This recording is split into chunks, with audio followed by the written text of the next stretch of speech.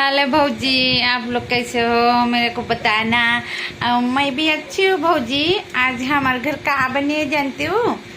आज हमारे घर बने दाल रोटी और सुबेरे के वो भात बची थी वो बना है। और देखो भौजी, इसमें कितना पानी है।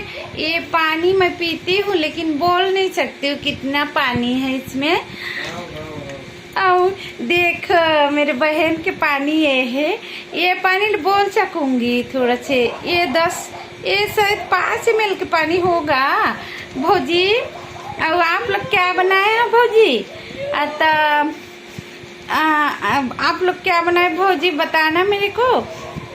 मेरे वीडियो अच्छा लगेगी ना तो शेयर ज़्यादा करके शेयर कर देना भौजी। चाची हो और भैया हो और चाचा हो और छोटे छोटे नन्ही मुन्नी प्यारा सुंटू मुंटू हो। मेरे वीडियो को ज़्यादा शेयर कर देना। Bye bye, good night.